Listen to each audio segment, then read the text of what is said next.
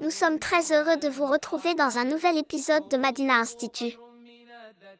Nous sommes dans le niveau 1 de la matière éducation islamique.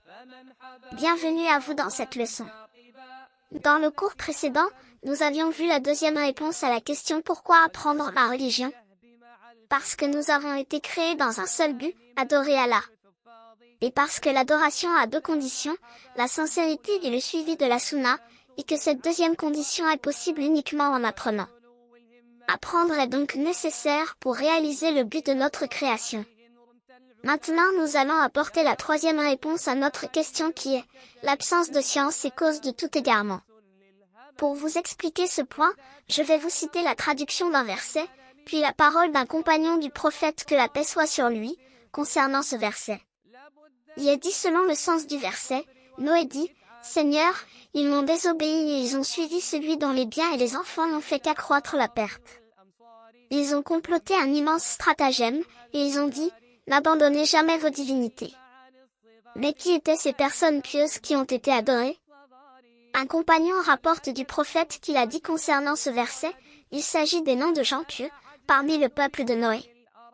Lorsqu'ils sont morts, Satan suggéra à leur peuple de dresser à leur effigie des statues pour se rappeler leurs bonnes actions, afin qu'ils les suivent dans le bien. Les gens ne se mirent pas à les adorer jusqu'à ce que cette génération mourût, et que le savoir fût oublié. Alors les gens commencèrent à les adorer. Satan a profité du grand intérêt qu'avaient les gens de cette époque envers les pieux pour les pousser à les adorer petit à petit. Ibn Abbas nous rapporte qu'une période de 1000 ans s'est écoulée, sans que personne ne dévie du chemin de la vérité. Le polythéisme n'était alors pas présent, jusqu'à ce que Satan mette en œuvre son plan auprès du peuple de Noé, pour instaurer pour la première fois le polythéisme sur terre. Mais quel était son plan au juste? Sachant que les gens aimaient et respectaient beaucoup les personnes pieuses, Satan entreprit tout ce qu'il put pour les faire exagérer dans cela, jusqu'à arriver à l'adoration. Pour y parvenir, il est passé par plusieurs étapes que nous allons vous expliquer Inch'Allah.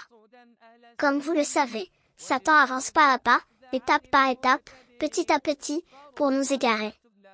Comme il est venu dans le Coran, ô vous qui avez cru, ne suivez pas les pas du diable, quiconque suit les pas du diable, sachez que celui-ci ordonne la turpitude et le blâmable. Sa première étape fut celle des sentiments. Il leur rappela, ces personnes viennent de mourir. Vous avez le cœur blessé et meurtri par leur perte. C'étaient de bonnes personnes. La dunya va vous occuper et vous allez retourner à l'insouciance. Puis, lors de sa deuxième étape, il leur inspira, construisez des statues à leur effigie. Le fait de voir ces statues vous rappellera ces personnes pieuses, les efforts qu'elles faisaient dans leurs œuvres vertueuses, et ça vous donnera de l'énergie. Le fait de voir ces représentations vous motivera dans l'adoration et vous enjoindra à produire plus d'efforts dans l'obéissance à Allah. Et c'est de cette manière que Satan a enjolivé à leurs yeux, cet acte monstrueux, qui est de construire des statues. Cela nous montre que le faux n'est pas accepté chez les gens de manière générale, sans qu'il ne soit mélangé à une partie de vrai. Et c'est par cette cause que sont trompés les ignorants. Quant à ceux qui savent, ils connaissent les ruses. Il leur a donc dit, comment pouvez-vous ne plus vous souvenir d'eux et les oublier? Comment pouvez-vous les négliger? C'est de cette manière qu'ont été trompés les ignorants. Au début, lorsqu'ils ont érigé ces statues, elles n'étaient pas adorées en dehors d'Allah. Ils ont d'abord commencé à passer de longs moments sur leur tombe, à faire des retraites spirituelles. Puis ils ont érigé ces statues sur les tombes qui étaient proches de l'endroit où siégeaient souvent ces pieux. Ensuite, ils ont sculpté ces roches afin qu'elles leur ressemblent et les motivent dans l'adoration d'Allah.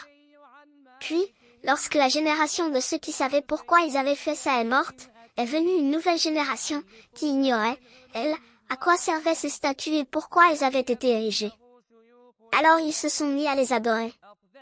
Cela nous montre donc, et c'est ici la morale à tirer de cette histoire, que le manque de science, sa disparition est une catastrophe sans précédent. La diminution du savoir et l'augmentation de l'ignorance sont la base de tout mal et de toute calamité, et la science ne s'en va qu'avec la perte de ceux qui savent. D'où la grande importance d'apprendre et d'enseigner. Ces personnes étaient devenues ignorantes quant à la science de la croyance saine, elles ne connaissaient plus la réalité du polythéisme et ne reconnaissaient plus les chemins qui y mènent. Ces gens sont tombés dedans. Satan est alors venu et leur a dit, si ces statues ont été érigées, c'est parce que les gens leur donnaient une immense importance, les adoraient, leur demandaient la subsistance, leur demandaient de faire descendre la pluie, etc. La morale donc à tirer de cette histoire, qui est la réponse à notre question? L'absence de science et notamment de science dans la croyance et l'absence de savants, est la cause du mal. Alors que l'apprentissage des nouvelles générations et la propagation de la science est une barrière qui empêche, si Allah nous accorde la réussite, de tomber dans ce que Allah a interdit.